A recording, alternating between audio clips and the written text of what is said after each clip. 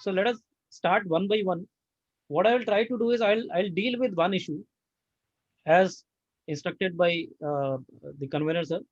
I'll deal with one of the issues, and then we'll have some question and answers if the questions are there. And then at the end also we can deal with the question and answers. That is not an issue. And I'll try to sum up my submissions as soon as possible so that we can have maximum interaction, because I'm told and I'm aware that this particular gathering is containing all the GST experts and all the persons who have the basic understanding, rather I would say the advanced understanding of the GST law. So therefore, I would also like to learn from all of you, from your questions, and we together can find out some solutions. Being a legal professional, most of my views are going to be on a legal front, because I'm not into compliance. I'm not dealing with any compliance part. So I'll be dealing with the legal and practical issues. Starting with the first case, it says A Limited was manufacturing and trading goods which are covered in the inverted duty structure. So just, although we all are aware, but still I would like to just say one thing. What is inverted duty structure is not defined in the law. In GST law, they have never defined, they have never indicated anything which is inverted duty structure per se, but what they have done is they have mentioned a provision under section 54, subsection 3. And going back, because I was a research student of GST, I did PhD in GST. So when I was doing research, so I read the white papers and all, and I came to know that the intention of the lawmakers was, once GST is implemented, there will not be any single rupee which will get accumulated or will become the cost. So that was the intention. Therefore, what they have said, if at all in tariff, there are certain inputs which are on higher rate and the output in comparison to the input rate is lower, in that case, whatever is being accumulated on account of that input being higher at the rate will be refunded back to the taxpayers. So that was the original concept that they have formulated. And because uh, it's an Indian situation and the laws are made and drafted in such a fashion that a lot of interpretations came and a lot of issues have arose. So this is one of the issues. They filed refund application, and the total number of invoices for which the refund claim was filed were 50 invoices. There were total 50 invoices for which the rate of input was higher and the rate of output was lower, and they have filed the refund applications for them. And please bear in mind, this is, I'm not involving services here. It is purely input invoices. Out of those 50 invoices, around 20 invoices were not being reflected in GSTR 2A. A Limited submitted the copy of the invoices, but the proper officer has rejected the refund claim to the extent of those 20 invoices. Now, the question which arose was whether it is legally permissible. Now, unfortunately, friends, I'm not that expert of this law. I'm just a student of this law. So my little understanding and reading says that first and foremost, unless the statute permits, you cannot come out with any notification, any rule, or any circular. Over and above this, I do appreciate that these circulars are certainly binding. Circulars are certainly binding on the tax officials. Those are not binding on us. And therefore, I, I, I can understand that you all are now aware what I'm pointing out. There was a circular number 125, part 2019. It was 18th November 2019 dated circular, wherein they have mentioned one very specific thing, and which was a greater relief, I would say, for the city like Surat, because we have most of the cases covered into the inverted duty structure. So what they've said, let's say you have 100 invoices. Out of those 100 invoices, if 80 invoices are being reflected in GSTR 2A and 20 invoices are not being reflected in GSTR 2A, no worries. Don't worry at all. You upload those 20 invoices in the scanned format and satisfy the officer, and therefore you will get the refund of the entire 100 inputs. That was what was proposed and circulated by way of a circular number 125 on 18th November 2019. Thereafter, I don't know how it has happened, but thereafter they came out with a circular because of which this rejection of our case study happened. They came out with a circular wherein now they have said that if something is not appearing in GSTR 2A, you cannot claim refund of that. Or rather, I would say, it's not that you cannot claim, you can very well claim, but it will not be granted. The refund will not be granted. And since I do believe, and we all are aware about this, that these circulars are literally binding on the officers. So they've started following this circular, and they've started rejecting the refund applications, specifically in case of inverted duty structure, wherein there is no invoice being reflected in GSTR 2A. Now, so far as legality is concerned, before going into legality, let me share one very important issue, because being a part of one of the committees also of the government, I came to know about this, that why they want to check the invoices. That is what I'm talking about, the circular number 125. What was the purpose of having that circular? They want to check whether we have claimed any refund of input services or capital goods or not. That was the intention. Meaning thereby they will check the invoice, and they will, because HSN clause case HSN may be wrong. So what they wanted to verify before passing that refund order was whether we are claiming any refund of input services or capital goods, and therefore they insisted on those invoices being shown to them. Now, what happened to that cause? Now they have deleted that cause, and now they are saying, irrespective of the fact that those claims are pertaining to the inputs, but you will not be getting the inputs because it is not being reflected in GSTR 2A. And this again gives rise to the same question which I have argued before the Honorable Court today in Rule 36, Sub-Rule 4. It gives to the same question of Section 16, Subsection 2, Clause C. How can I be made dependent on the act of a third person? How can I be made dependent, or how can I be made suffer the act of a third person? My supplier, you are supposed to verify the legalities of my claims. If I am able to prove, and if I am able to establish my genuineness and genuinity, then in that case you are supposed to give me refund as per the statutory provisions. And now, so far as legal question is concerned, as per me, this circular is absolutely bad in law. It is without authority, because section 54 subsection 3 nowhere contemplates nowhere contemplates such kind of situation that you need to verify. See, the entire refund provisions or the entire refund mechanism deals and works on one concept: making an application for refund, getting it verified. If it is having some discrepancies or some issues, then getting a notice, replying back to the notice to the satisfaction of the officer, and getting the refund.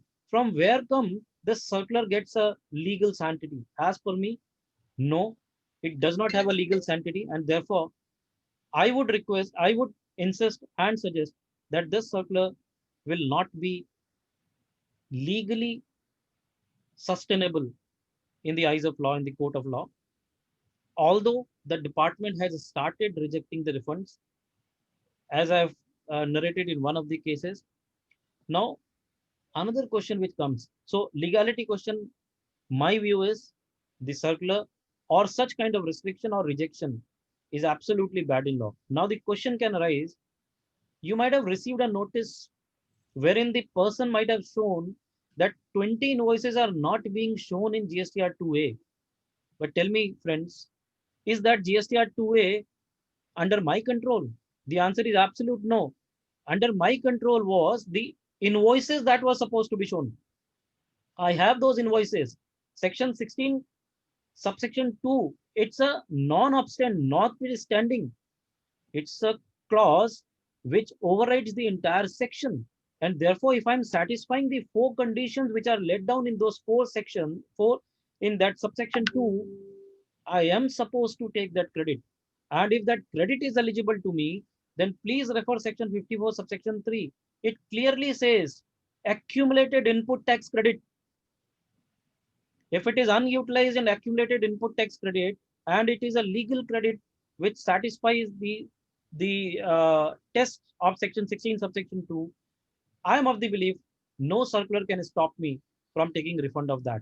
So the answer to that question that I have received a notice, what I've replied back. So my reply cannot be that GSTR 2A is, my reply has to be that GSTR 2A is not in my control.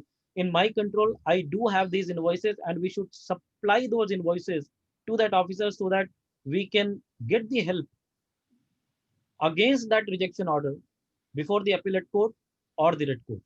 So that is my view in this, so far as legally permissible question is concerned. Second question is also the clarification through circular shall be effective for which period and which refund application. This is a big question, friends. I'm really worried to read this question and to draft this question because this is a big question from when it is going to be applicable because it is a circular. It is not an amendment in the law so that you can decide that this is the effective date, whether it is retrospective or prospective. Now the question arises, if I have already made an application and then thereafter this circular is there, can they invoke these circulars and reject the earlier period's claim? Number one.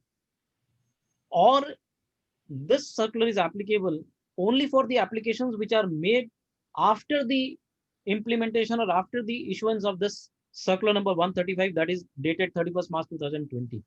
Meaning thereby, if I make an application prior to 31st March or till 31st March 2020, whether it is going to be made, whether this circular will be applicable and my applications are going to be rejected. Now, my limited understanding of law simply says statute is supreme. Statute is supreme. Circular is a document which is binding the officers, and officers under GST, you all will appreciate and accept, are behaving haywire. They are doing whatever they are willing to do. But technically speaking, this circular is issued on 31st March 2020. Therefore, any action after 31st March 2020, they can take by taking into cognizance the circular. Now, so far as question whether the application which was made prior to the issuance of this circular, can this circular be borrowed? My understanding says absolutely no. But at the same time, the practical issue would be department officer are certainly going to follow the circular, considering this circular to be issued with the retrospective effectivity, and therefore they are certainly going to reject it. So this is the first uh, part of the case. Let me move to second part of this inverted duty structure only, and this is a big, very big issue. Thankfully and luckily, I got a favorable order from Honorable Gujarat High Court. I was a party to that group of matters in this challenge. Still, my second part of the challenge is pending before the Honorable Court, which once the physical courts will start, will argue that. And unfortunately, there was also a judgment of Honorable Madras High Court, which has said that no, this cannot happen. So let us try to understand what is the question first. It says whether the credit getting accumulated on account of input services and capital goods, both input services and capital goods, where the accumulation is because of inverted structure, eligible for refunds under section 54 subsection 3. This is a big question, friends. And I would say because of the paucity of time, I'll not stretch it further. Two orders are already there. VKC fourth step was the lead case, which was argued by the legend Shri Sridharan sir, and I was also luckily party to it. And there were three matters which I have also argued to a little extent, because when Sridharan sir is arguing, there is no question of any other advocate to argue. There is no requirement at all. So it was wonderfully argued. There were two questions which we placed before the Honorable Court, and there was a challenge of rule amended. 89 sub rule 5 was amended retrospectively, and that rule was amended wherein they have deleted the term services from that. And our question was that that amendment is ultra vires the law, plus the restriction that the department is posing that you cannot claim refund of input services or and capital goods is against the scheme of the law. That was the prime challenge. Now, friends, what has happened when the case was being argued? Somehow the case got tilted towards only one fact, that was input services. The capital goods was never pressed because the court doesn't seem to be so much convinced with that. So therefore, it was not pressed too hard. That matter is still pending. Suchitra Suchitra Creations and Kalakruti Creations. These are two matters which are pending before the Honorable Gujarat High Court. Once the physical court starts, the matter is going to be heard. And those matters we have also challenged the refund of capital goods. Legally, if I read section 54 subsection 3, if you have the act, please open. Otherwise, I'll read for all of you. Just one paragraph I would like to read, which clarifies my argument. Subsection 3, I'm starting directly with subsection 3, subject to the provisions of subsection 10, which deals with the holding. A registered person may claim refund. A registered person may claim refund of any unutilized input tax credit at the end of the tax period. This is the only thing that has been written there. Nothing else. Now let me read second clause of the proviso, which deals with the inverted structure. It says, provided that no refund of unutilized input tax credit shall be allowed in cases other than clause 2, where the credit has accumulated on account of rate of tax on inputs. Please mark this word, inputs being higher than the rate of output supplies other than nil rated or full exempt supplies, except supplies of goods or services or both, as may be notified by the government on the recommendation of the council. So there was already a notification 5/2017 which blocked the refund or which restricted the claim of refund even if the goods were or the business was into the inverted duty structure. But my humble reading is the section per se, 54 subsection 3 per se allows me to claim refund of any unutilized, I'm repeating, any unutilized input tax credit. As simple as that. But for identifying, whether I am into inverted rate structure or not, I'm repeating, for identification of the goods or the business or the taxpayer, whether his product is into the inverted rate structure or not, they are considering the rate of inputs only to be at higher rate. So once my input is at higher rate and my output is at lower rate, there is no question that they can restrict the refund of input services or capital goods, because once the credit comes and becomes the part of electronic credit ledger, it becomes a fungible asset. पानी होता है sir, पानी में 3 colour आप मिला देंगे, काला, हरा, नीला, उसके बाद आप बोलेंगे कि काले, हरे, नीले को आप अलग अलग करें, that is not possible sir. So therefore, it law says unutilized input tax credit. So there is another part of the coin also, other sign also, because Honorable Madras High Court has taken a different view. But since I've argued and since this is my one of my matters, so I am of the belief that law says any unutilized input tax credit can be claimed as a refund, provided your rate of tax on input is higher than rate of tax on output. It places no restriction. I'm repeating, friends, it places no restriction so far as the refund of input services or capital goods is concerned.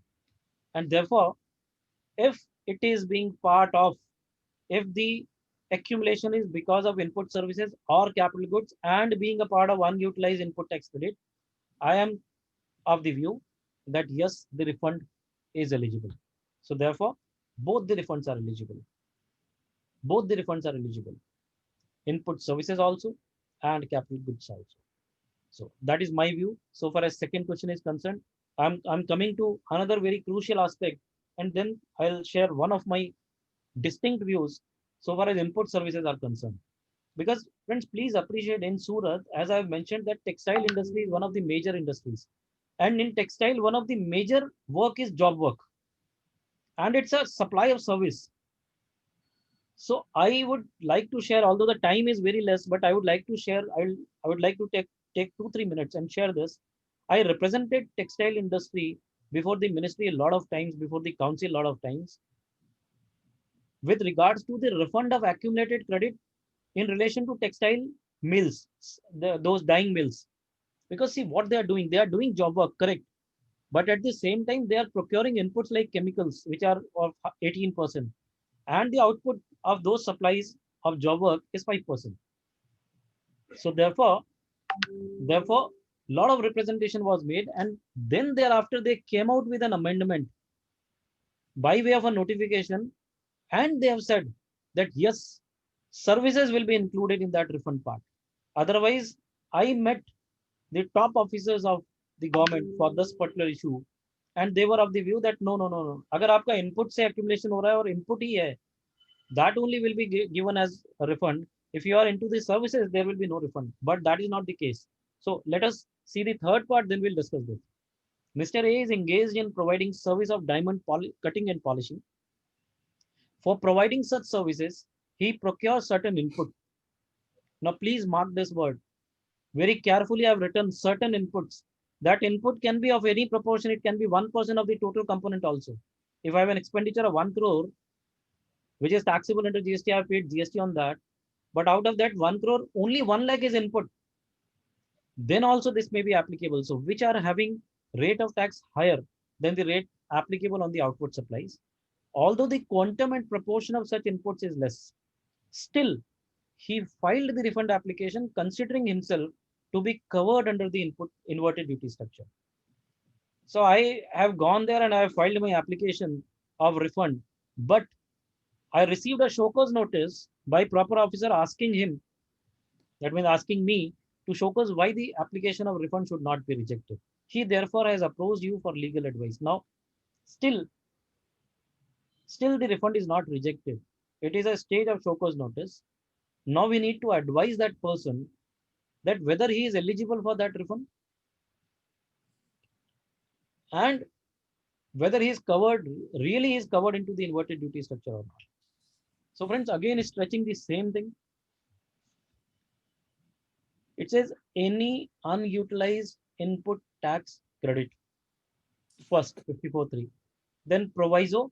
Second clause clearly says where the credit is being accumulated and the rate of input, because the rate of input is higher. It nowhere specifies that these inputs should be the prime material. These inputs should be directly linked with the output. They nowhere mention all these things. And therefore, I am of the view, so far as this query is concerned, that any input in your total, let's say list, you have 100 inputs, 99 inputs are of the same rate or the lower rate than your outward supply, but only one input is of higher rate. You are certainly covered into the inverted duty structure. And now, since you are covered into the inverted duty structure, that component or that proportion does not count. Even if you are supplying a service, see what outward supply is there, law nowhere restricts. You can be a supplier of service, you can be a supplier of goods. In this case, he is a supplier of service. He is not a supplier of goods. And therefore, I have shared that experience of mine with the ministry so far as textile services and job work was concerned. So they are not concerned, the law is not concerned with the outward supply of goods or services. It is concerned with output at a lower rate than input. If that is the case, even if 1% is the input component, I am of the view you are eligible for input tax credit refund, accumulated input tax credit refund under the inverted duty structure. Although when you will calculate the calculation formally is given in such a fashion that you automatically are not going to be getting the additional refund out of it, because it clearly lays down that the turnover of the inverted structure. So turnover can be there, then net ITC, you will be claiming net ITC of what? So as per me, it is covered and certainly you are eligible for that legally, but practically they are not giving it. Okay, just a minute. Yes.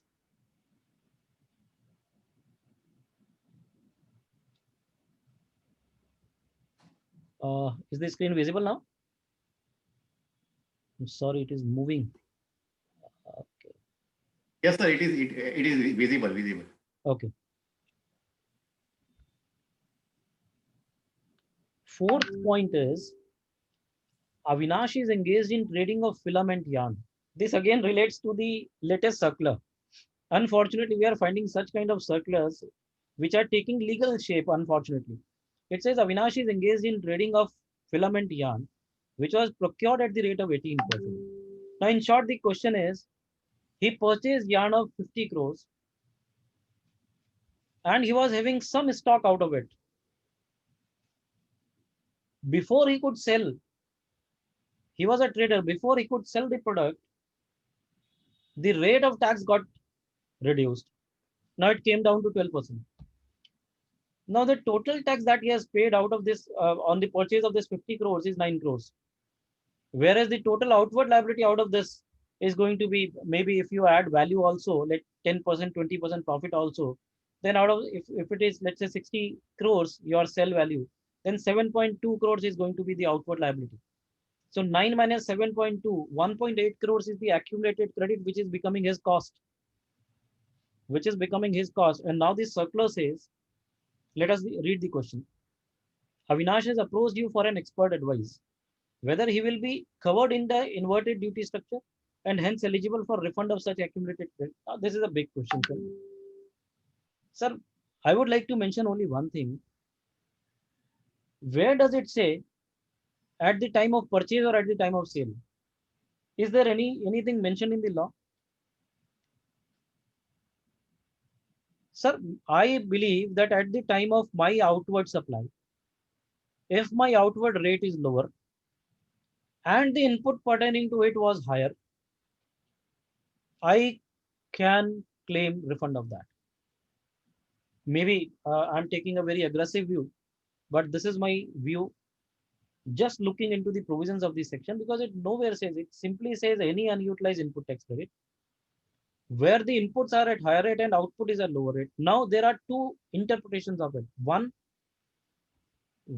class of interpretation is that this refund is applicable only, or inverted duty structure is applicable only in case of manufacturing industries. It is not applicable in case of trading industries. And the other view, which I am carrying, and I am borrowing that view, that nowhere it is mentioned whether it is going to be a manufacturing or trading, and there is no concept of manufacturing or trading in GST. It is a concept of supply, input and inward supply and outward supply. If my inward supply, specifically inputs, are at higher rate and output is at lower rate, I will take a view, although aggressive view, I will take a view that yes, it becomes a part of inverted duty. And that was the intention. Why I shared with all of you the intention of this. While reading the research work, while doing the research work, I came to know this. They came out with this concept of inverted duty structure refund only because it was not possible for them to create a parameter that every input is kept at a lower rate than output. So there may arise a situation wherein the input is at higher rate and the output is at lower rate, and the intention of the lawmakers was not to get even a single rupee accumulated. The credit should not be the cost of the taxpayer. That was the intention. And since that was the intention, how that intention can be broken by way of a circular? A circular is saying, no, they are clarifying, no, no, no, no, no. In this case, the stock of 50 crores which you are having, the accumulated amount will become your cost. You will not be covered into the inverted duty structure. As per my view, if this approach, or if this question is asked to me, my view is yes, it is eligible for inverted duty structure refund. So I have covered the first part of the case study, and I'll be very happy to Yeah, learn yeah. something from the participants. Kus, is there any questions for this case study? Atul bhai, if you permit me, Yeah. only one thing just I want to put it before Mr. Podar. Sir, you talked about the legislative intent. Right, The sir. legislative intent was not to accumulate the ITC credit. Right. And while interpreting the law, due credence has to be given to the legislative intent. I fully appreciate and acknowledge it, sir. Right, sir. But in that case, we are contradicting ourselves when we are saying that you said, sir, in one of the cases, our output supply is at 18%. Sorry, 5%. Sir, job work hai apna. Right. And even one small 1% item is also at higher rate. Right, sir. Then we are eligible. So there they are forgetting, sir, legislative intent. So, sir, my view would be, when we are taking any view, sir, Right, if sir. I'm taking legislative intent as a guiding factor, Correct. as far as interpreting section 54(3), I would take, that legislative same intent. I would take a view, sir, if my predominant inputs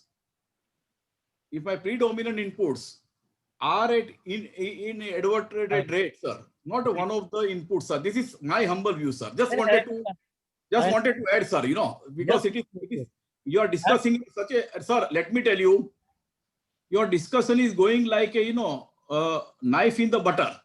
So we really don't want, perhaps, Atul bhai, my request to you would be, don't we should take maximum from Mr. Podar. Okay. And if after the session is over, if you permit me, Yeah. because he has put lot of case studies, so I leave it to you and leave it to Rajiv bhai. Yeah. What we should do. Yeah. Rajiv bhai, your view, please, how to go about, because we have limited time and lot of questions, and we have a very eminent faculty with us. No, I fully agree, Naresh bhai. Although one thing is that we also need to keep back of the mind that this is not webinar, it's a study circle. Yes. We have wonderful faculty who is lucidly talking, giving the views wholeheartedly in the absolutely with clarity. But Naresh bhai, one thing is there, we also need to understand that it is a study circle. So Great. Avinash ji has taken all the 4 issues which are sub clauses of only case study number 1. I think if it is relevant to this inverted duty structure, he has put forth any points are there. Naresh bhai, if we give 4-5 minutes after every this thing, it will be better. Fine. Agree, Rajiv bhai. So the way Navinash is going on, I find he is perfectly all right on the track on that part. Yeah.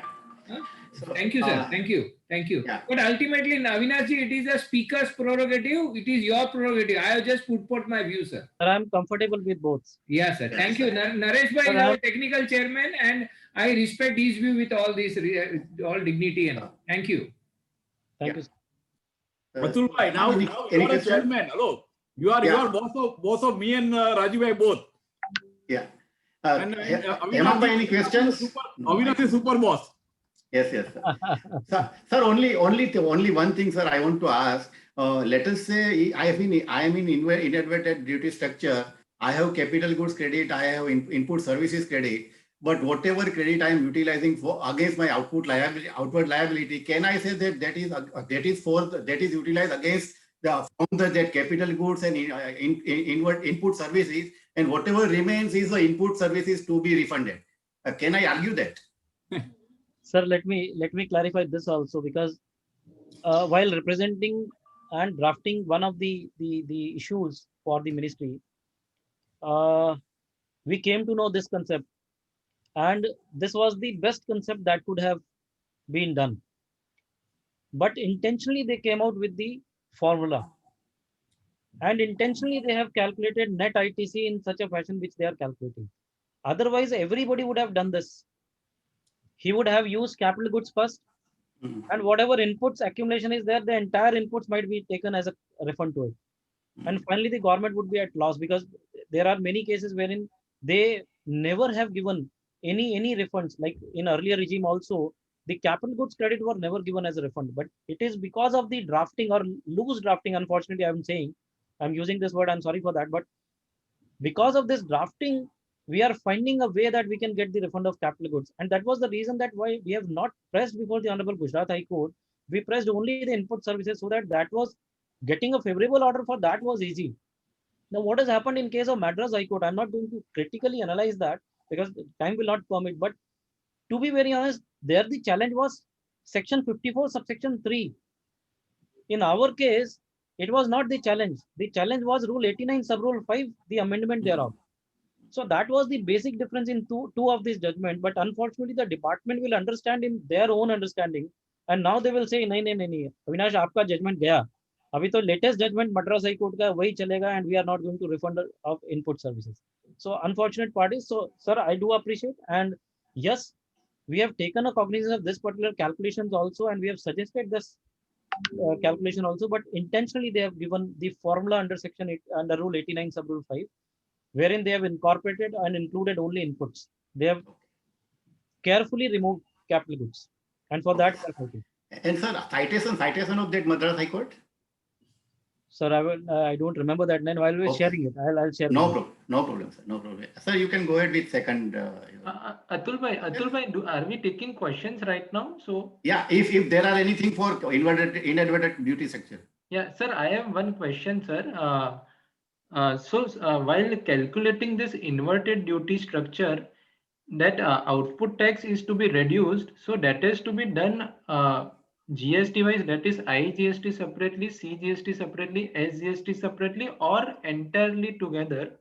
Because right now what is happening, sir, I have one case, CGST and SGST mein there is a refund, but while doing the net off, IGST mein tax payable is more than the refundable. So to that extent, that is going in negative and getting adjusted against other CGST and SGST on the portal. Okay. My query is clear, sir? Yeah, the query is very clear, but unfortunately, I'm not the right person to answer this. Reason being, it is a compliance part, and yes, in compliance, I think it is being calculated. All the three are calculated separately. Yeah. If I'm not wrong. Sir, but legally, if I'm for CGST and SGST, there is a inverted duty arising to me. Just because of IGST negative, my CNS, can it be reduced under the law? That is what I'm coming to. Yes. They came out with a circular once, wherein they've given a formula how to claim refund under inverted duty. I don't remember that circular number, but it was overridden by circular number 125, wherein they have said that if it is relating to the intrastate supplies, then whatever is the refundable amount, it needs to be equated. 50-50 कर दीजिए आप उसको, and उसमें से minus करिए. If you have credit, you will get that refund. If you do not have credit of that, let's say SGST में you have a credit. In CGST you do not have that credit, so you will not be allowed the refund of CGST. That is what the circular intended, and I think practically also this is being done. One of the cases wherein we are under challenge, but it is still to be admitted by the Honorable Gujarat High Court, so therefore I have not shared it. But as per me, this is legally incorrect. That should not happen. We should calculate SGST and CGST and whatsoever is our refund due, because electronic credit ledger is one. We should be eligible to get that credit. That is my view. Okay. Okay. Moving to second case. Yeah. Second Moving issue. to the second question and second issues. It is again in relation to exporters. A lot of exporters are in deep trouble, or rather were in deep trouble after the implementation of GST. But majority of the issues have been resolved. But still there are certain issues which I would say is not because of the legal glitches or technical glitches, but because of the scandals or the fake invoice racketing that is happening, or because of the mindset of the department. Fortunately or unfortunately, I don't know what to mention, but department has also developed a mindset that the exporters are doing exports merely to claim the refunds and the export benefits, and therefore they are whimsical. They are seeing everything with very, what I can say, a very close eyes. आप पूरा lens लगा के देख रहे हैं कि आपका कोई भी एक्सपोर्ट हो, and therefore in every exporter's case, a alert is there after the export, which as per me is not the right way of doing it, because there are genuine exporters also who are in this export field since years, and therefore considering all this, I have tried to frame few of the cases which I am arguing before the various courts. So this is case number 1. ABC Enterprises is indulged in the business of exports. It exported the goods with payment of IGST and have claimed refund for the same. it is regularly exporting the goods and claiming refund as well as other incentives with regards to export. So he's a regular exporter. Since years, he is doing this exports and he is claiming the refunds also. In service tax also the refund was there. And he is getting the benefits of drawback and all the benefits of exports. He is claiming that. For the exports done on the last occasion, for the month of January 2020. Now this again relates to a notification 16/2020, wherein they've kept a cap. So I'm trying to just bring or come to that. He got the refund, but due to certain uncontrollable circumstances and reasons, the sale proceeds against the export cannot be received. Now they have not received the sale proceeds. Lately, ABC Enterprises received a notice from the respective department asking for repayment of the refund along with the interest. Now, ABC Enterprises approaches Atul sir, Naresh sir to understand whether such kind of notices could be sent, and if yes, whether there is legal, what is the legal remedy for that. So, sir, this query pertains to a rule which was inserted. Very recently, a rule before the lockdown, it was inserted. Rule 96 capital B, if I'm not wrong. So Rule 96 capital B was posing such kind of restriction that if you are not getting the collections, the foreign exchange remittance within the time frame as specified in FEMA, then in that case, you will become ineligible for such refunds. I think there is not much to deliberate because this is absolute legal question. Export of goods terminology per se is defined in law, IGST Act. It nowhere contemplates any of the provision or any of the clause wherein anything pertaining to the receipt of payments against export of goods is specified or required. Whereas if we read the definition of export of services, it is there. So first legal argument would be export of goods as defined in the GST law, in the statute, nowhere contemplates for receipt of any amount against those export of goods, number one. Number two, section 16 of the IGST, which deals with zero rated supplies. That also clearly says if you export, it gives two options. If you export with IGST, if you export under LUT. So if I'm exporting with IGST, which is the case, they are simply saying if you are exporting with IGST, there is no question will be raised against you and you will be getting the refund. 90% will be the provisional refund, provided you satisfy the conditions or if you are not barred or your search is not happened to those restrictions they have posed in and that too in rules. So export of goods definition, section 16 and the provision of refunds. Nowhere there is any restriction. Nowhere there is any restriction so far as the claim of refund for export made with IGST payments and non-receipt of foreign currency or the amount is concerned. So therefore, I am of the view that this should not happen. This cannot happen. The rule 96 sub rule, the 96 capital B needs to be looked into, and maybe over the period of time it will be challenged by someone or in the appellate courts, the rule will be declared to be ultra virus. But because the statute has no power, statute has given no power of withholding. Even if we see the section of section 54, which deals with the withholding of the taxes, that when the tax can be withheld, section 54 subsection 10, that also do not provide any such restriction. And therefore, I am of the view that no, the refund is certainly eligible and the notice which is received by ABC Enterprises in this case needs to be set aside or quashed because they cannot deny my refund on the basis that I have not received the payment, and they are doing it only because of the latest amendment in the law. Now, further question is being asked. Now, I don't know, I was able to convince ABC Enterprises or not, but I just posed my legal arguments. He asked a further question. Sir, tell me, let us assume that I have not received a case. the payments. But kindly give me your advice. If I decide not to receive any payment from him and write off the entire thing, because that may arise a situation that I've exported certain goods and those goods are not accepted by him or whatever is the reason. And finally, I am written off.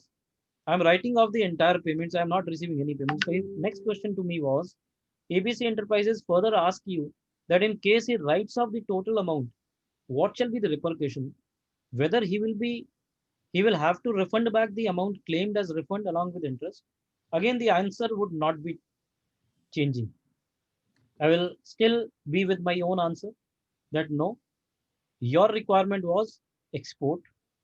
Your condition, your option exercised was IGST, paid exports.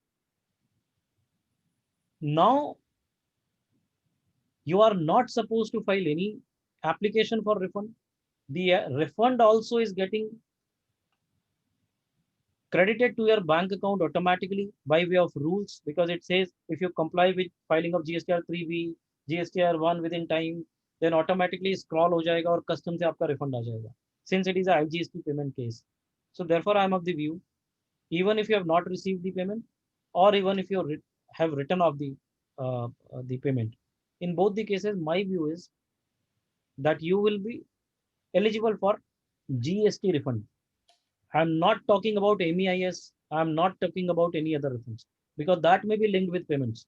But in GST law, there is no such contemplation. There is no provision in the entire framework which says that in export of goods, the receipt of the payment is required. Moving to next part, the capping of value, 16/2020, which I have touched upon. So a notification came. The reason we all are aware why this notification came, because 100 rupees ka product 10,000 rupees में export होता था, and they were getting, see, IGST refund. So finally they have whatever GST they have paid, they will be getting IGST refund only to that extent. So that was not making much difference. The difference was being made because जो duty drawback वो लेते थे या जो उसके ऊपर incentives लेते थे, वो incentive उस totality पे, उस total amount के ऊपर फर्क पड़ता था. So that was the reason. So 16/2020 amends Rule 89 Sub-Rule 4 Clause C, and as per the amendment done, now after this amendment in the rules, the export value of goods cannot exceed 1.5 times the value of like goods domestically supplied by the same or similarly placed supplier.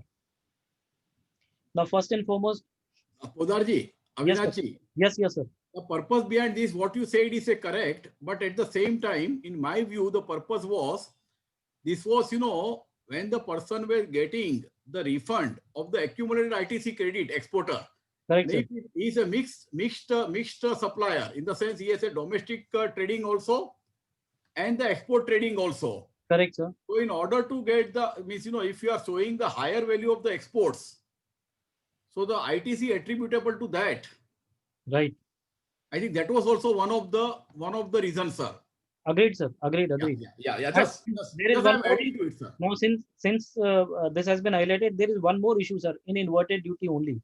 Yeah. Like, if I am dealing into the mixed supplies, like I am an exporter also and I am a domestic supplier also, those persons are facing a lot of problems, because if they are exporting goods, they are getting only refund of IGST 5%, and their accumulation of credits is not being refunded to them to the extent of exports. So that issue is there, which is under challenge before the Gujarat High Court. Some other time, if time will permit, or you will give an opportunity, then I'll share that also. So we have to call you again, sir. It will be my honor, sir. It will be my pleasure, sir. So the client in this case wants me to answer the following questions. But prima facie, if I have to answer this, and so far as legality is concerned of such kind of rule amendments, I am of the view that such kind of restriction cannot be placed by way of rules. Because substantively, you have a right of getting refund. That is a substantive right which is provided in the statute. It nowhere provides any such kind of restriction. And see the kind of restrictions they are putting. They are saying goods domestically supplied by the same or similarly placed supplier. Now, what is the definition of this? If let's say I am a 100% exporter, what will happen? How to derive the price of domestic supplies if I am a 100% exporter, and what is the definition of similarly placed supplier? So I am of the belief, again, I would say as a student of law, that whenever there is a gap, जहां पे भी हम वो between the lines का scope छोड़ देते हैं ना, the benefit is always either of the department or the advisor. It is never of the taxpayer. And that is the most unfortunate part. And they have given this liberty in this case to the officers. And my question is, my legal question is, your custom appraiser appraises that value. You are supplying a 100 rupee product, let's say, to in 10,000 rupees, but your custom advisor, your own arm, a different arm of your own mechanism, is sanctioning that value. Now, how under GST you are going to restrict it to 1.5 times? So that will not face and that will not pass the test of the courts. I'm very sure about it, but this is a very early time to tell all about this.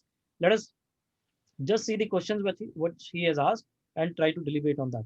Whether such an amendment legally tenable and within the framework of the act, I have already answered. The answer is absolute no, because law nowhere restricts such things. No law substantively, if any right is given to you, then by way of framing a rule, see, rules are for the purpose of supplementing the act. It cannot be extending the provision of the act. You cannot extend or add something by way of adding a rule. That is my view. What will be the applicability of such an amendment? Whether shall be applicable for matters filed after the date of amendment, whether for exports after the amendment. Now, this is a very vital question. Interest section 50 subsection 1 is still we are fighting for that. Whether it is clarificatory, whether it is retrospective, even after the government said it is retrospective, the officers do not deal with. They are not accepting this view. वो तो बोलते हैं notification आएगा उसके बाद देखेंगे, अभी तो नोटिफिकेशन आया नहीं है. अभी तक तो यही आया कि 1 September 2020 से applicable है. Although the FMF said. And even the courts are also taking the same kind of view. It has been taken in few of the cases. Now, so far as my understanding is concerned, I've read this notification very carefully. Nowhere the date is specified. And therefore, I am of the belief the date when this notification came, 23rd March 2020, this restriction was brought in from that particular day. So it cannot be made applicable to the refunds which were eligible prior to this date or the exports which happened prior to this date, although or even the application is made after this date. So therefore, I am of the view that from 23rd March 2020 onwards, whatever exports have taken place, that will be only having this restrictions and not the exports which have made prior and not the applications which have been made even after the amendment of this particular rule. That is my, again, I would say aggressive view, but this is the view which I am holding as of now. How to determine like goods, that we have already discussed. It's very difficult. What will happen in case I'm a pure exporter and is not engaged in the domestic supply? This is a big question, and rather we are facing such kind of issues in the valuation also, because like, kind and quality, it's a very subjective thing. How to determine, and let us assume you determine also. There are so many learned fellow professionals in this particular gathering, all can determine such kind of valuation, which is provided in the valuation rules. But what about that officer? How to convince that officer that this is the valuation which you have arrived and this is the right way of valuing it? Why they have kept such kind of provision? They could have kept cost plus 20%, cost plus 50%, cost plus 100%. That would have been better in spite of putting 1.5 times of the like goods supplied by the same person. So I'm carrying a view. It is going to be very subjective and it is going to be very litigative also in future, in times to come. So GST ऐसा नहीं है जो आपके litigations को कम करे, जो originally emphasis किया गया था। जीएसटी मुझे ऐसा लगता है कि अपने लिटिगेशंस को बहुत ज़्यादा बढ़ाएगा। Moving to next part, it's a practical issue which I am facing. I am arguing this matter also before the Honorable Gujarat High Court. ABC Exim is engaged in export of tobacco, and this is sheer carelessness because of which we are facing, and we are bound to approach before the courts and waste. I would very humbly and very carefully, I am using this word cautiously, I am using that we are wasting the time of the courts. It's a very simple issue. Let us try to understand. ABC Exim is engaged in export of tobacco. It has exported with payment of tax. In the shipping bill, the amount of compensation cess and somehow left to be mentioned. Now, shipping bill is generated by a system of the department itself. We are not doing anything into it.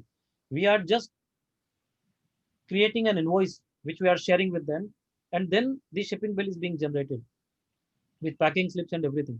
Therefore, while making export, he paid IGST, but could not pay compensation cess. And you all will appreciate that tobacco is a sin product which is having a higher rate of tax and a very, very high rate of compensation cess. So he has paid IGST but could not pay compensation cess because that was never the forming part of the shipping bill. Goods were duly exported. Refund also came for that IGST amount. But later on, it was observed that there was huge credit of compensation cess which was blocked, because if my goods are of, let's say, 5 crores, the compensation tax is of 5 crores, the cess is there of I think 80 crores, 8 crores, because 160% is the compensation cess, I believe. So there was a huge accumulation of credit. Now he immediately approached the officers, and then he came to know the issue in the shipping bill, that compensation cess was unfortunately kept blank. This was not at all a fault of the exporter. Still, his crores of rupees was blocked. He approached the officers multiple times, but the answer he got was, it is a system-based procedure, and therefore they cannot do anything. Although they amended the shipping bill was also amended. And now compensation cess was being reflected into it. He came for my advice. I have advised him to make the differential payment also. Compensation cess, let's say it was 5 crores, the credit was there and the liability was 6 crores. They have paid the 1 crore rupees balance so as to become eligible for the refund of entire 6 crores rupees. And then after making the payment, they have approached the officer for refund of the total amount. But the officer have politely denied that they are not in a position to do anything because it's a system dependent procedure. Now, kindly discuss the legal implication and also advise ABC Exim the next course of action. Next course of action, I have already advised. He is before the Honorable High Court. But unfortunately, I would mention it again very cautiously, but very clearly and bluntly. This is merely something which the departmental officer is not willing to do. And before answering this, before sharing this, let me share one more issue, which again I have argued at multiple courts, which is pertaining to the drawback refunds in case of higher duty drawback claim for the month of July, August, and September. Because in July, August, and September, the higher rate of drawback and the lower rate of drawback both were there. And there is a judgment of Amit Cotton Industries of Honorable Gujarat High Court, which is a lead matter. And then there are my judgments also, Precourt Meridian, and there are multiple judgments which pertains to the same, wherein the court has said that there is no provision in the law to withhold the refund. You cannot withhold the refund because I have taken a higher drawback or lower drawback. It is nothing like nothing as such which is mentioned in the law, and therefore the refund has to be given. But still the unfortunate part, is that in for other applications, the department is still not giving refunds, even though the judgment has been delivered and it has been followed. There is no what I can say, challenge against those judgment or appeal or SLP filed against those judgment. Still the departmental officers are not giving it. Same is happening in this case also. I have argued one case of Mr. Mewada. I don't remember that exact name, but Praveen Mewada, something like that, versus versus Union of India and Gujarat High Court, wherein the same shipping bill issue was there. See, the shipping bill is already amended. Now you are eligible for claiming that refund as per the provisions of Section 54, read with Section 16 of the IGST Act. And therefore, in this case, the legal implication is he is eligible for refund and he should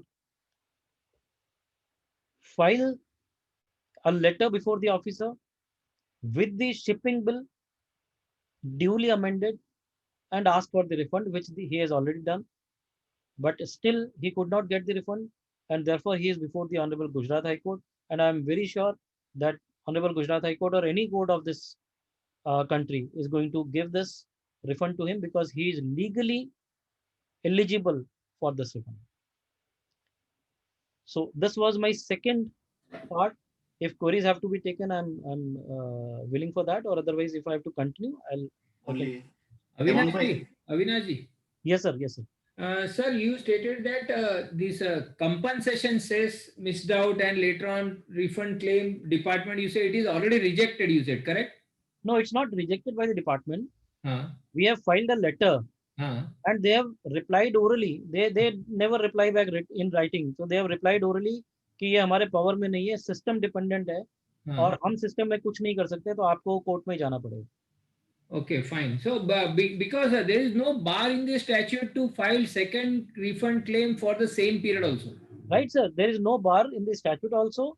And plus, this is an IGST export, so we are not supposed to file any refund application also. Correct. It's merely their derogative and prerogative that they can sanction the refund, but they are taking the shelter of the system dependency. So, Avinash ji, approaching to the court without the rejection order, the court has admitted your petition? Yes, sir. Yes, sir. It has been admitted. Okay. Thank you. The cause was there. We have submitted letters and no reply was there. Okay. Fine. Thank you. Thank you, sir. Yes, Atul, sir. Who's any queries? Who's Heman? Yes, sir. Any query on this? Export refund? I will just, there is one query. Can we export goods under LUT for few transactions of export and for few transactions export with payment of tax in the same tax period? Will there be any issue for refund? No issues at all. So for the LUT part, we will continue to get our pro rata refunds. Correct. Okay. And one more is there. In case of nil rate of supply, can the dealer get ITC refund? Dealer is a publisher of educational books. No. It is very specifically restricting 54 subsection 3 is specifically restricting nil rated or exempt goods. Yes, sir. That's it. Okay. So shall we move ahead? Yes. Yeah. I'm moving to third part. Withholding of refunds. Again, this has been made as a mockery of the GST law by the officers. Every now and then, because of one or the other reason, they withhold the refunds. So let us try to understand एक दो issues जो मैंने face किए थे. I have tried to mention it, and all these issues we are trying to cover are at some or the other time dealt by me practically. So therefore, I am more involved into it. It is being observed nowadays that in bulk, the department on the contention that the supplier from whom the goods are procured and finally exported have not paid the tax, and therefore refund should not be allowed. Officers are withholding the refund on the basis of this allegation. Taxpayer, exporter who has a past history of couple of years of being into exports approaches you for your kind advice as to what he should do, and also whether legally refunds of IGST can be withheld by the officer on the pretext of the supplier not paying the tax. Now, this is a very, very relevant question, and it has, क्या बोलते हैं, आग पकड़ लिया है अभी, ऐसा हो गया है. Because what I should say, the department for any exporter, rather I would say every exporter, DGRM is putting an alert. They are saying he is a risky exporter. Now, what is the definition of risky exporter? Nobody knows. Why he is risky exporter? Because he has procured certain goods and we have a doubt on that supplier. Why we have doubt on that supplier? Because we are unable to locate that supplier. Now, unfortunately, they are not appreciating one thing, that there can be n number of reasons why you are not in a position to locate that supplier.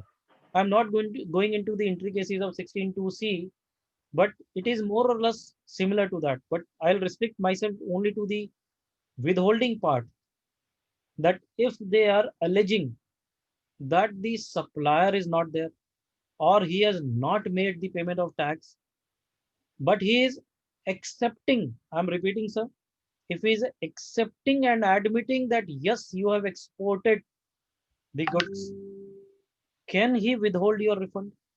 The answer is absolute no.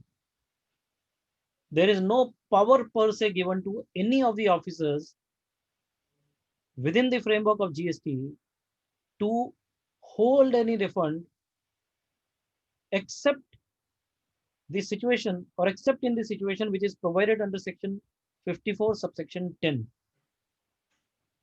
I'm reading for the sake of brevity and for all of you, when a refund can be withheld, where any refund is due under subsection 3 to a registered person who has defaulted in furnishing any return, or who is furnished to pay any tax, who is required to pay any tax, interest or penalty, which has been stayed by any court, tribunal or appellate authority by the specific date. So in both the situations, I'm not falling. I have filed my returns also. See, unless I file my returns, 3B, whether it is a return or not, I'll not argue that. But I have to file my returns to get the refund. That is the condition in Rule 9696A. I cannot get the refund from the customs unless I file my 3B and the data matches with their IceGate system and the scroll generates. So that cannot be a situation. I have already filed a return. Neither there is any liability which is there in my case. The proper officer may withhold payment of refund due until the said person has furnished the return or paid the tax. It is not my case, so he cannot. Clause B, deduct from refund due any tax, interest or penalty. That is also not my case. And there is only this provision in the law, which empowers an authority, a proper officer, to withhold the refund. There is no other power.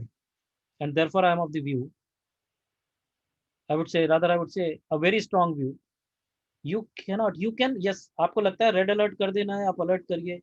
You verify the entire claim of his. You verify whether it is export or not, proper export किया या नहीं किया, उसमें कोई गड़बड़ तो नहीं है. You can do all those things. But once it is accepted and admitted that yes, the export was genuine and export has happened, I don't find any place in the law which restricts the refunds. And therefore, they cannot withhold the refund. This is my view, so far as this question is concerned. Second, जो question इसी withholding में है, third part में, it says as SOP, there is an SOP issued wherein वो annexer A का बात करता है कि आपको annexer A supply करना पड़ेगा सभी exporters को, and they are putting every exporter into the a doubt content कि सबके ऊपर doubt करना है, उसको annexer A submit करना है, उसके बाद ही वो करेगा. So the question which is asked from me is, an exporter approaches me so as to understand the legal sanctity of such circular and whether the said circular is binding on him, kindly advise. Anyways, this circular is never binding on a taxpayer. It is always binding on the authorities, which is my belief. And so far as legal sanctity is concerned, I think I have already very boldly, I have already shared that 5410 में अगर आप place कर सकते हो मुझे, then yes, certainly you can withhold my refund. Otherwise, in none of the situation, you can withhold my refund. You can defer it, you can go into investigations, you can verify it, but you cannot withhold it. You will have to give yes or no. Withholding is something which is sitting on a file. आपको हाँ भी नहीं बोलेगा, आपको ना भी नहीं बोलेगा, वो आप नहीं कर सकते. You will have to pass a order, reject it so that appellate authorities are there, or sanction it. But you cannot withhold merely because of any circular, and circular is not the law. Third part I've covered, sir. Sir, can I ask a question, sir? Yeah, please go ahead. Sir, in this many times it is seen that this exports undertaken under customs, they put a lock in customs and all my IGST Correct. refunds are stuck, sir. Correct. So officially there is no communication that आपको lock लगा हुआ है. So in case if we want to litigate or anything, so what is the remedy, sir? They have just locked our systems. There are two remedies which I would say. One, first and foremost, anyways you will have to write back. See, that is what I was trying to submit, that DGRM alert is there, which is a general cause. वो customs वाले DRI वाले DGRM को लिखते हैं और वो एक red alert लगा देते हैं. Correct. And then we get a information when we approach the customs authorities that आपका तो IC में रेड अलर्ट लगा हुआ है and therefore none of the benefits can be passed over to you. No problem. The issue is, can GST also be withheld if they are appreciating and accepting that yes, the export was genuine? So Yes. the two ways is, one, you should write very strongly to the officers and represent it. See, whatever tax I have paid, I am only asking refund of that tax. Correct. That is written, sir, but nobody is answering. And let me share. Yes, yes. And rest of the benefits you retain. Once you are convinced, once you verify everything, once that alert is gone, then you refund back those drawbacks to me or those benefits or MEIS benefits to me. Otherwise, in majority of the cases which I am arguing before various courts, I have seen that they never revert back. Yes. They were never revert back. Neither the customs authorities, nor DRI, nor any of the authorities. So what cause we can create is, after sending 2-3 letters, we can approach the jurisdictional court and we can ask the court, see, court will not adjudicate this matter. They are not going to adjudicate this matter. But what they can do is, they can issue a writ of mandamus wherein they can direct the officer to expedite the matter. तो जो आपका 6 महीने साल भर तक कुछ नहीं होने वाला है ना, वो 3 वीक के टाइम में हो सकता है. So you can get a favor, get a relief by way of approaching the various courts by way of writ of mandamus, getting a direction in your favor to the authorities saying that kindly adjudicate this matter within 3 weeks. Correct. Within 2 weeks. So within that 2-week time frame or 3 weeks time frame, so what time bound करा सकते हैं, and time bound करा के then we can like very well we can establish our bona fides and then we can get rid of all those alerts or whatever restrictions are there. So this is what I am adopting, and Delhi High Court in various of my matters, they have given this relief also.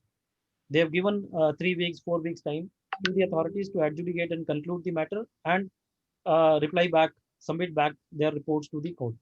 So that can be done. Sir, just a second follow-up question on this. So many cases, the officer asks us for various information and all the compliances are done. The officer has also not raised any query. He is satisfied that, you know, your business is genuine, even though this flag was there, but as per our scrutiny, there are no adverse findings. But then still the lock is not removed even after doing the adjudication. So we should follow the same procedure of filing a writ petition in that as well, sir. Same procedure, because in many of the cases, what I have observed is, even the preventive officer of the department, if he is sending his positive report to the DGRM, Correct. then also that lock is not opened because he is sending the report to the DGRM. He is not sending report to the customs authorities. And this lock is initiated by DRI or customs.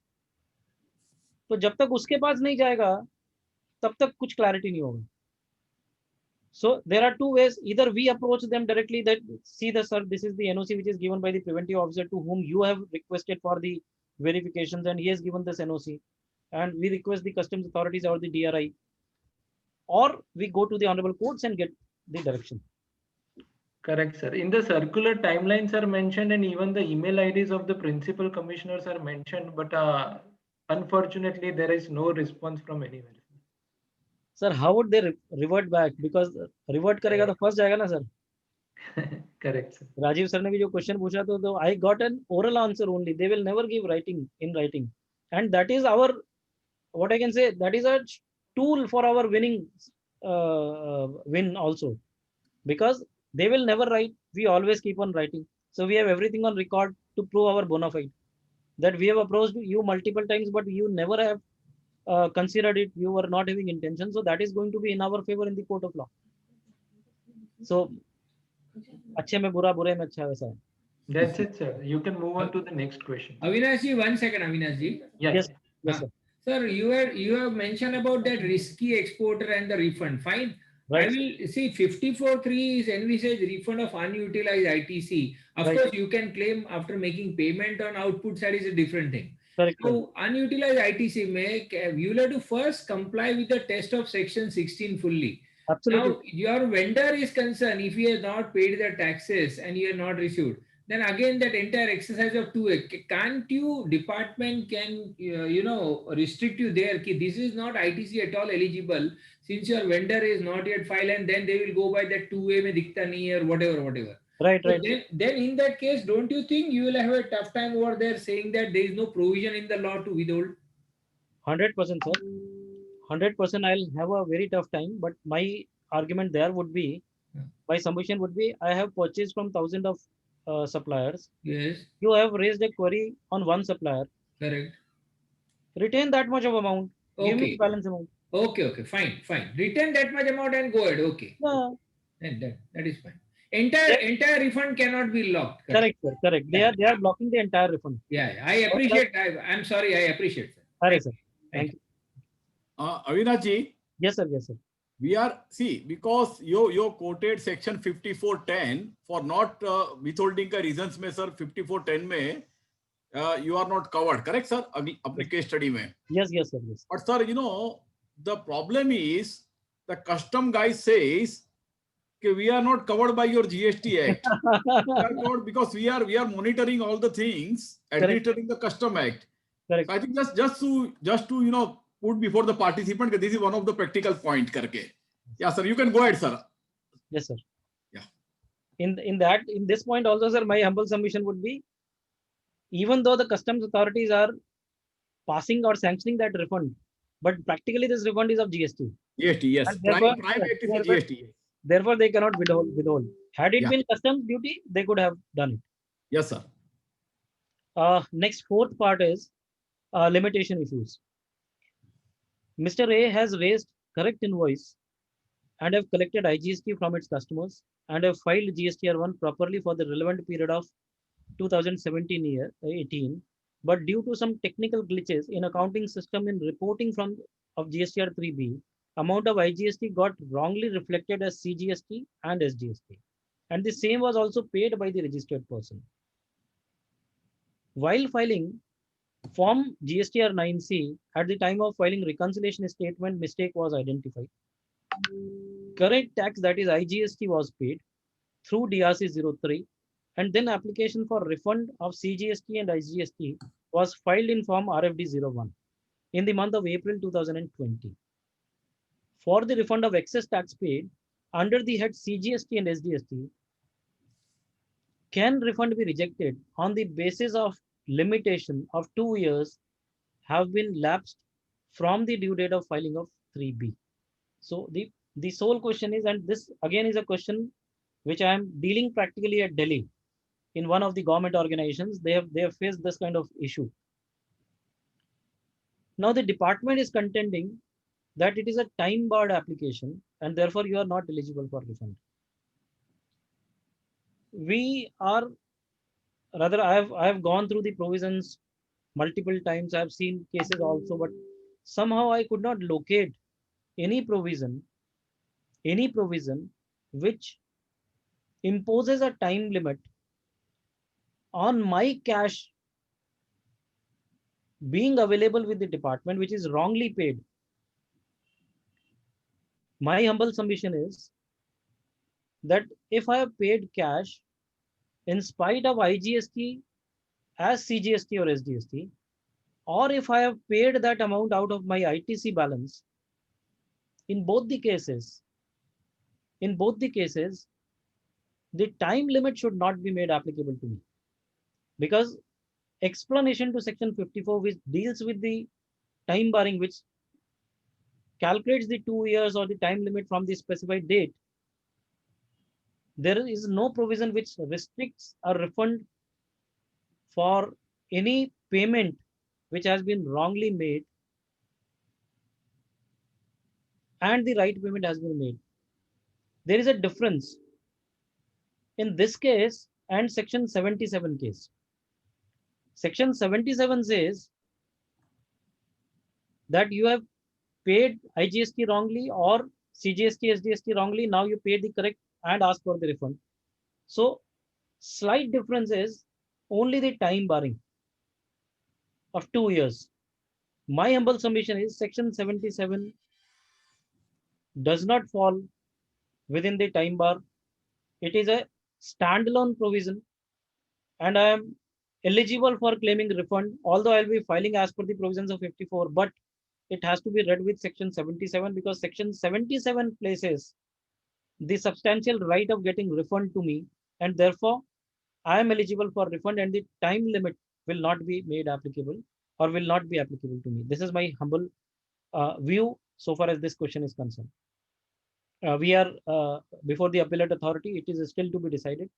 First appellate authority has rejected it in my case. Moving to the second part of this question, A Limited is running a textile manufacturing unit which has inverted supplies of inputs, at higher rate than the rate which is applicable on outward supplies. He filed the refund application for the month of September 2018 in November 2020. The proper officer rejected the refund application on the ground of limitation. Whether such rejection is legally correct, discuss. Now, this question is pertaining to an amendment which was made in clause E of explanation to subsection 14 of section 54. Now that clause E was dealing with the inverted duty structure, how to calculate the time barring, and the amendment was with effect from 1st February 2019. The question is, the proper, my refund application was filed in November 20. September 2018 was the relevant period. The original provision was 2 years from the end of the year to which the refund belongs, meaning thereby it is 18-19, 2018-19, 31st March 2019. So I could have filed the application of refund as per the provisions before the amendment, prior to the amendment, till 31st March 2021, 2 years from the end of the financial year. But the amendment came from 1st February 2019,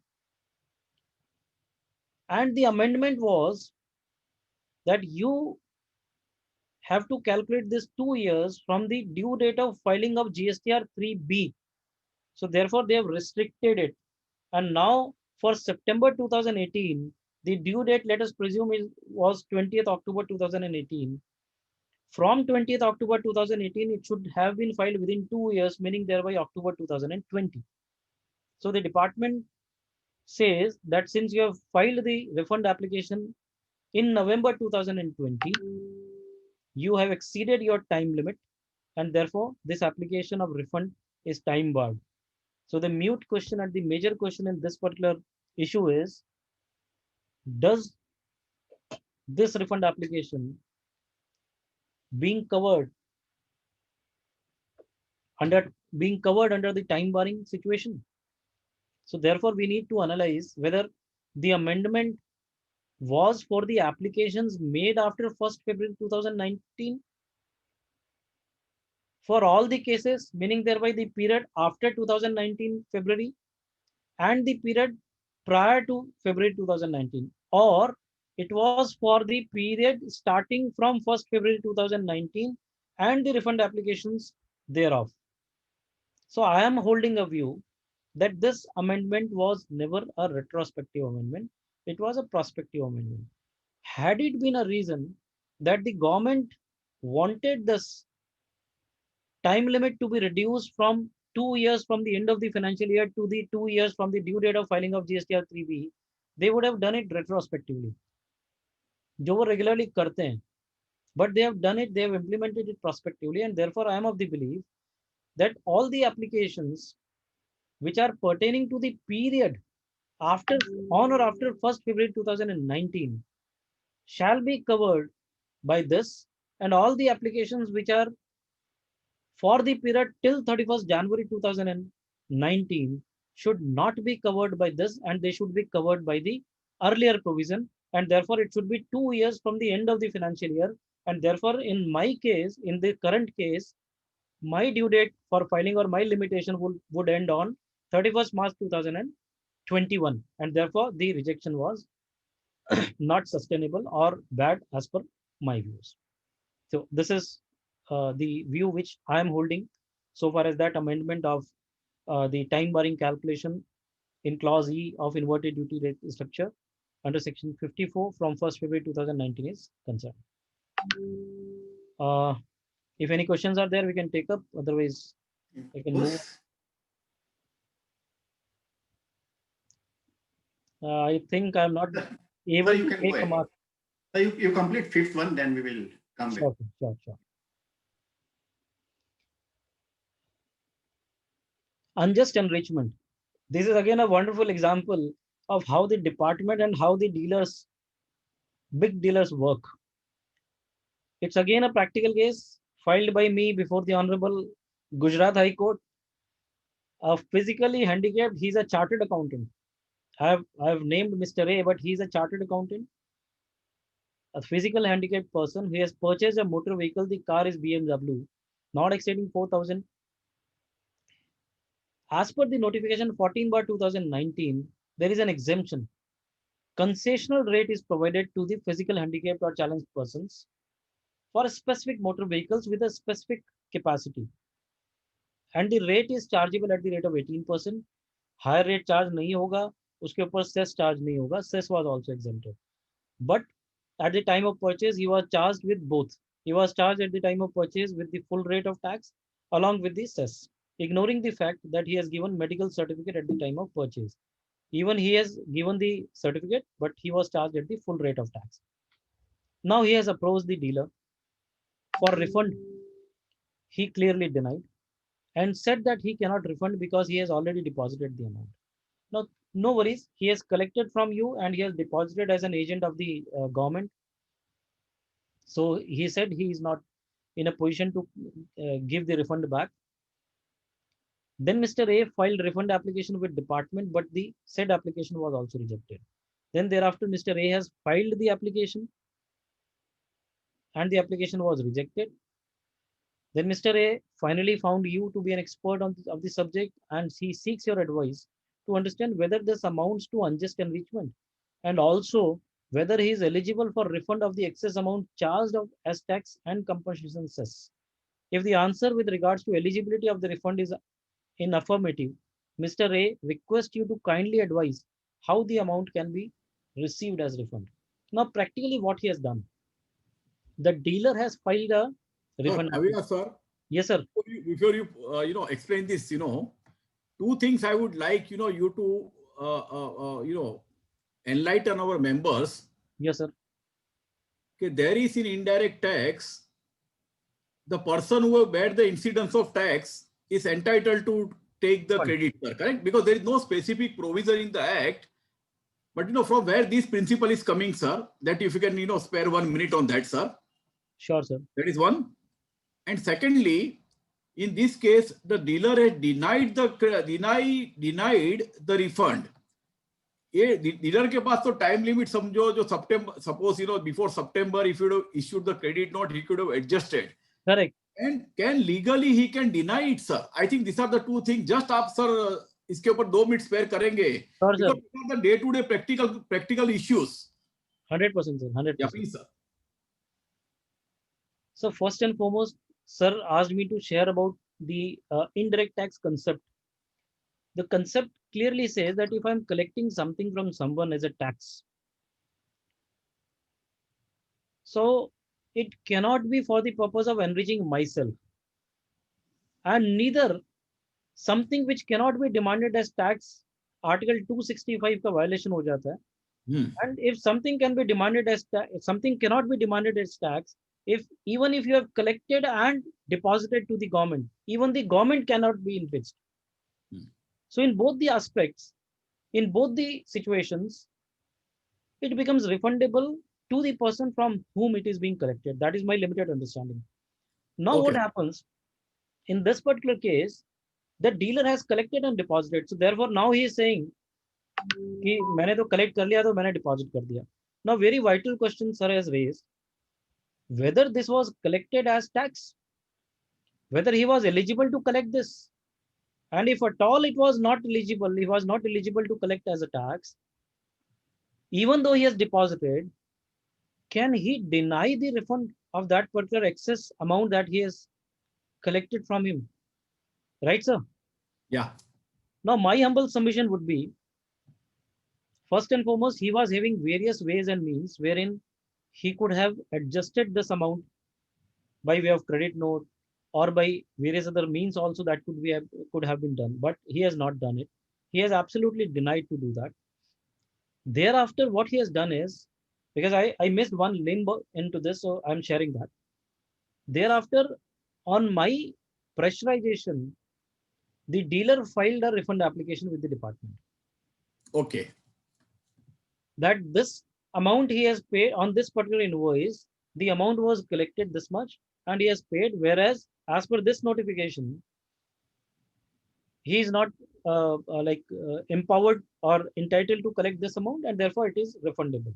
The department rejected the refund application. And the department said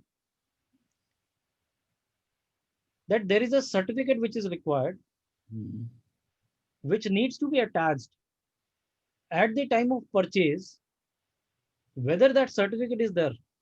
Now that certificate has to be procured from the Ministry of those physical handicap. There is some ministry from where they are supposed to procure that certificate. That certificate technically was not there. Okay, okay.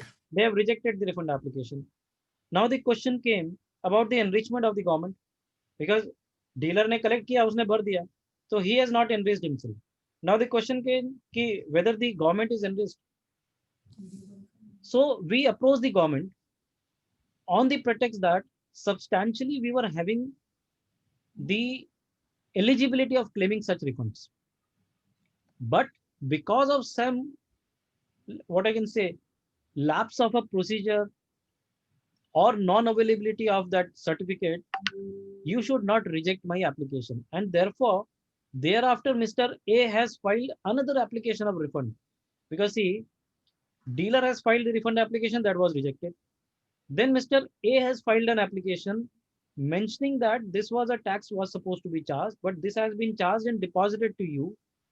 So kindly pay back to me the tax which has been charged extra. And the amount was around 5 or 7 lakhs. That refund application was also rejected. Now we went to the appellate authority. The appellate authority has outrightly rejected it. And thereafter, we were left with no choice and no option but to take the cognizance of Article 265 of the law and say that this amount was never applicable or chargeable as tax, and therefore it cannot be retained by the government. It leads to unjust enrichment. And we have filed the writ before the Honorable Gujarat High Court, which fortunately has been admitted and the notice has been issued. Probably, I'm of the view that we'll get the refund for this particular chartered accountant. He's a fellow professional and he was struggling with this.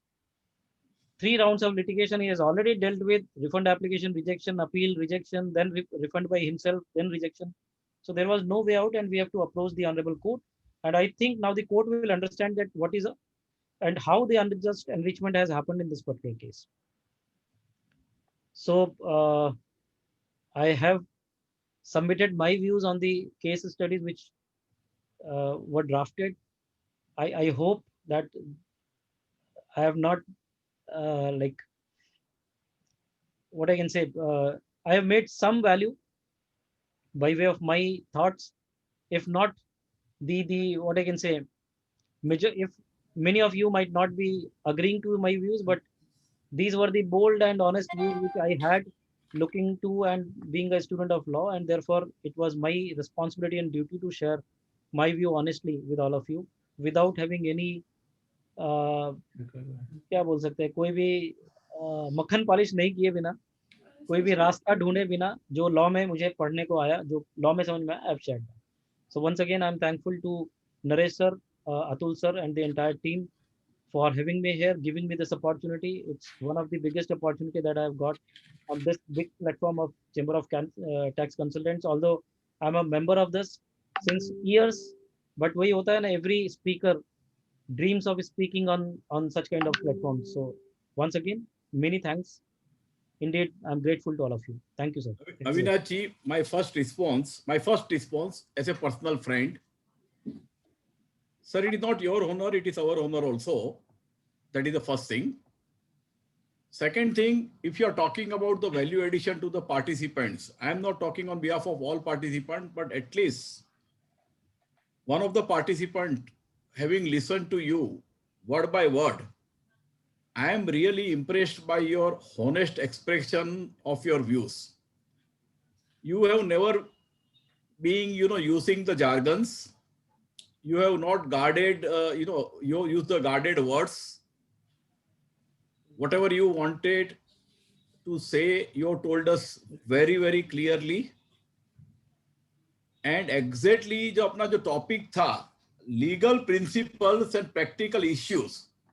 So पहला जो legal principles से, उसमें you've been, very upcoming and upfront, So this is I am just giving Atul bhai my view as a participant. I am just giving my view as a participant. So I am not giving any vote of thanks or anything, but I am just impulsively giving my feedback. I am a very impulsive person, so I am just impulsively giving my feedback to you. Thank you so much. And now, hand over to our chairman, vice chairman, and office bearers. Yes, sir. Actually, sir, there is one query. I am asking him to unmute his mic and if he can raise his query. One second. Atul, I have also something. If time. Sir, you go ahead. You go ahead. No, you already invited some participant, or shall I start? You can start, sir. Then I will ask him to unmute himself and. Avinash, one issue which is actually not, you can say, fully with regards to refund, but refund point is also associated. So I am taking the liberty. If you feel it is off the topic, you may leave it to respond. See, the assessees have paid extra tax than what is due during a financial year. Say you take for financial year 18-19, right now the audits are going on. Right, sir. And the auditor found out during the audit of 18-19, the assessee has paid extra tax. That turnover gone in GSTR 1, 3B, whatever. But tax calculations where tax has gone more. Now the question is concerned, what is to be done with this extra tax? I know you can claim the refund. That's one answer. That's here. There is a circular saying that such excess payment of tax, you can adjust against the subsequent periods liability. Right, sir. Actually, since your topic is of refund and I'm talking on adjustment, that's why I give it's your liberty whether to respond or not. No. First thing is that whether such adjustment is concerned, although which is stated by circular, there is no such provision in the statute I found for the adjustment. So whether my reading is correct or not to that extent, then circular is giving the explanation but without any provision in the statute or rule. That's one. And second is concerned, if that is being permitted, is there any time limit for adjustment? Because they have used the word subsequent periods.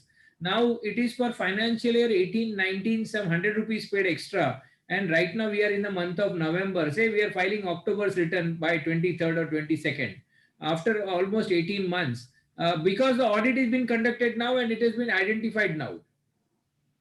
So if you feel like answering, you can answer or you can skip. Certainly, this is something which I would certainly like to answer, add my views and learn from this. Yeah.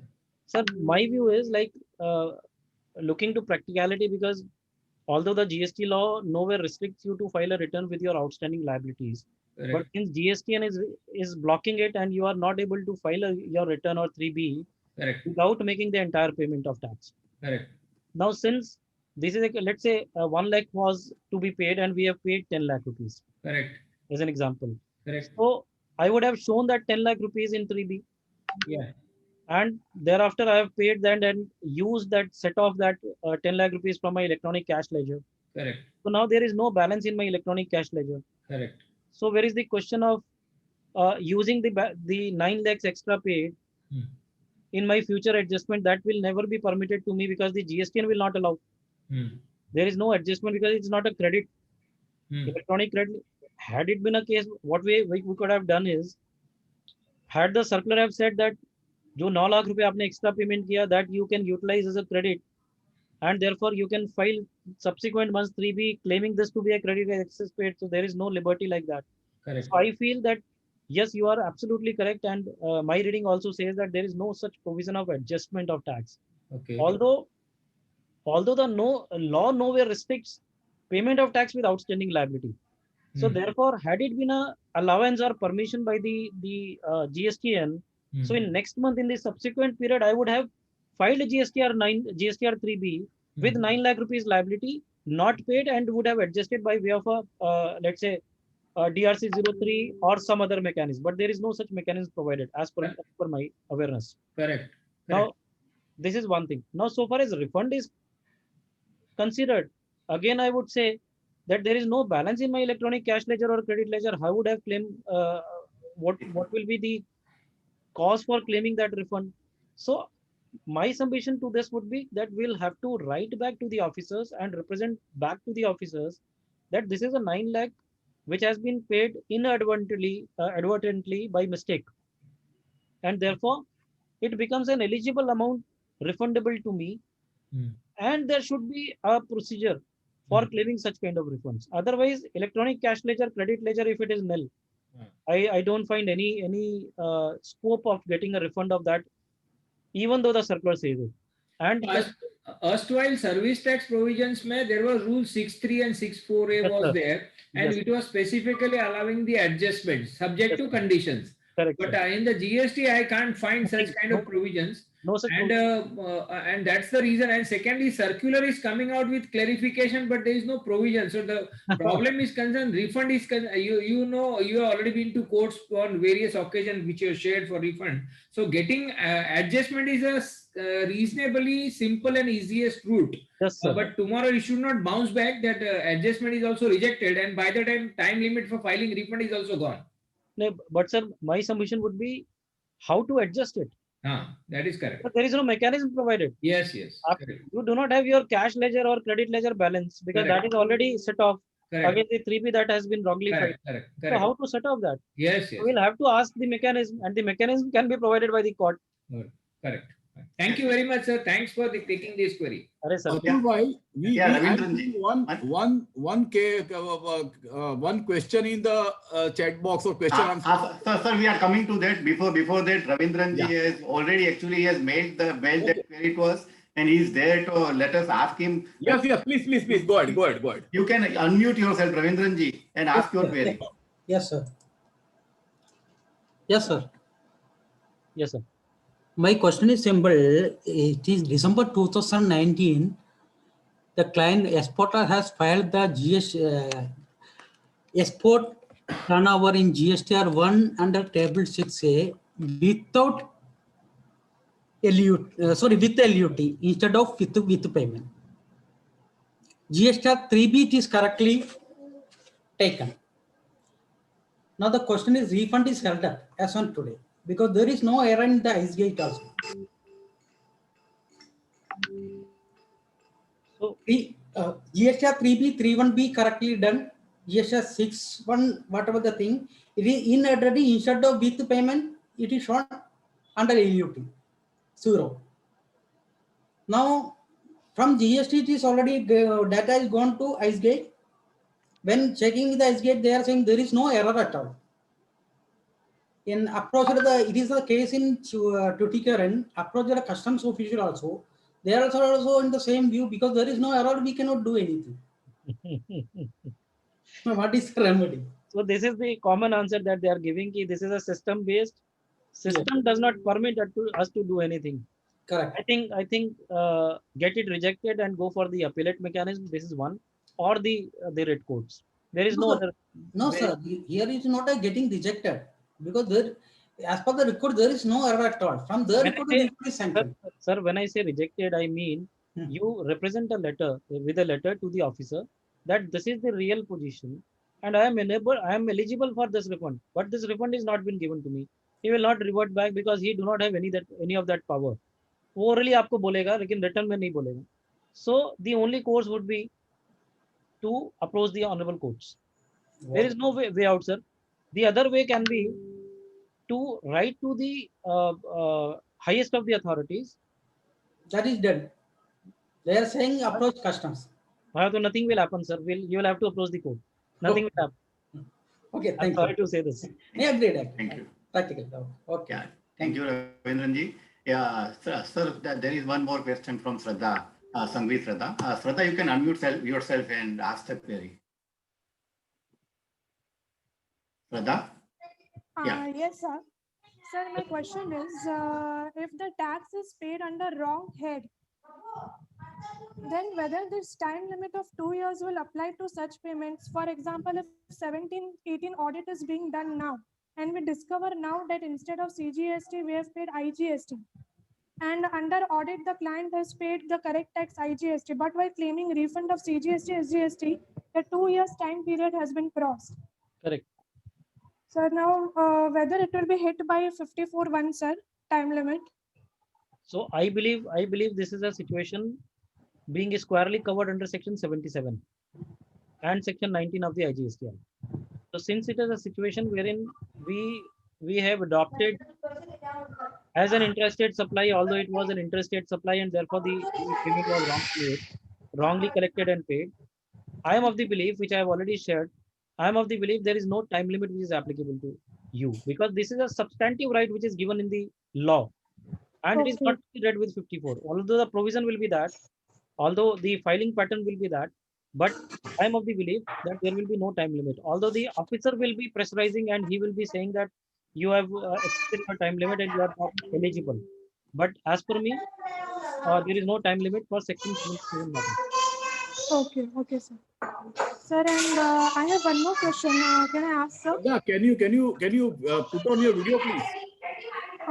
Yeah, sir. Sir, actually, I'm not able to. Okay, okay. No. Yeah, okay, sir. Sir, and one more question is, original refund application was filed within 2 years. But however, a deficiency memo was issued and a revised refund application was filed after 2 years. Sir, whether now again the time limit will relate to original refund or the revised application, sir? Time limit will certainly will relate to original refund application, but because of the system, again, I would say the way and the mechanism, way and the manner in which they have developed, deficiency memo आता है उसके बाद आपको नया application file करना पड़ता है. I don't understand that because deficiency memo पे आपको revert file करना पड़ेगा. तो ऐसा हुआ, you have filed a registration application and he has raised a query and now you will have to file again a registration application. That is wrong. So yes, technically speaking, original जो आपका date of refund application था, that should be counted. But तो remedy क्या court में जाना पड़ेगा sir? Remedy court में जाना पड़ेगा. बस तो एक्चुअली मैं बोलना नहीं चाहता था because otherwise participants will say he is on everything he is saying go to court. Sir, no, you are right, sir. But the problem is, sir, tribunal is not yet set up. Sir, the assessor is facing hardship. Suppose the refund amount is small, of 4 or 5 lakhs, they cannot approach the High Court also, sir. No, in that case, on this forum before the August gathering, I would say two things. One, So far as tribunal constitution is concerned, I don't know how much time it will take. You should approach the honorable courts. That is the only way of doing it, because unless all the courts pressurize the government to create the and to formulate the tribunals, I don't think it is going to happen. Secondly, certainly a professional, a fellow professional like me would be there to support all such persons who have a genuine matters. There are n number of professionals in Bombay also, I know them, who are there to support the cause and will fight for you for the genuine matters. Don't worry Thank about you, it. sir. Don't Yeah, worry. thank you, sir. Avinash ji, we Thank you, sir. appreciate. Thank you so much. Avinash ji, we appreciate. You remember once I have told you that you are like a crusader, you know. So I really appreciate that, sir. Thank you so much, sir. Yeah. Thank you, Avinash ji. It was Atul bhai, may I ask a small query, sir? I think we are out of time, but if I'm just allowed to take 30 seconds of Avinash Yeah, sir's time. yeah. Sir, exporter of goods having his goods under inverted duty structure. He has taken refund from customs of the IGST paid on the exports. And there is a differential accumulated balance. I have due given to- this example. I have shared this with Naresh sir right now. Let us presume your outward liability is 5% at the rate of 5%. Your input is at 18%, and you are having 20% of exports and 80% of domestic supplies. If I'm not wrong, this is the question which you are asking. No, my case is 100% exports, sir, actually. Okay, so frankly speaking. what is the issue in that case? So in that case, the second Accumulation of the provisor funds, to accumulation of the credit. yes. So Because- basically, the issue comes in second provisor to 54(3) puts forth a restriction that you are not eligible to claim refund of inputs in case you have claimed refund of IGST paid on such supplies. Correct. So that is where the issue comes into. Effectively, it's basically amounting to levy of tax on the exports. So Sir, is there any remedy? Only submission that I could make at this point in time, the matter is already sub judice before the Gujarat High Court and Delhi High Court. I'm arguing this. Let us see what the court will decide, but this is wrong. Because IGST paid at the rate of 5%, what was my mistake of purchasing inputs at the rate of 18% and getting it accumulated? That becomes my cost. So this is wrong. नहीं सुमित उसमें direct वो refund के लिए क्यों नहीं जाता है ITC accumulate credit का why you are going for that on payment of tax करके नील रेटेड करके क्यों? हाँ, right. LUT के लिए जाते हैं. It's already in retrospect actually. Today we are going for LUT, but what has happened already? Okay, past का matter था. चलो ठीक है. Yes. Yeah. Okay. So Rajiv bhai, over. Yes, sir. Yeah, sir. Yeah. Avinash Poddar sir, first of all, our sincere thanks on behalf of CTC. Naresh bhai has already spoken about your today's presentation. I would like to add one or two more things. The case studies which you have drafted and circulated for discussion for today, what I found is most of them are not only practical relevant, but your first-hand experience, your own case studies. And that too also the views which are coming is coming from bottom of your heart. Very few people, there are many who have got a knowledge, but very few people have willingness to share the knowledge. I found you falling into that category, which is really appreciable. And this we actually want the group leaders or the speakers faculty of that caliber. You are really have achieved that, and we are thankful to you on that part. Secondly, the as regard you being personality is also been versatile, but today's case studies were also being versatile. You have selected various topics within the refund. I mean to say from pin to pen. That is like facts like limitation, inverted structure, unjust enrichment, withholding, whatnot. I think Atul bhai, the 2-hour session, had it been gone for 3 hours also, I am sure you would have had more flavors to it. Yes. And most of the participants here attending are, of course, there will be few advocates, but many of us will be chartered accountants, I am sure, here, who have less experience on the courts forum. I mean, they may be appearing in show cause, first appeal or tribunal, but as regarding the courts, only we read the case law. First-hand experience of appearance is concerned, which is by and large missing for chartered accountant, all that front.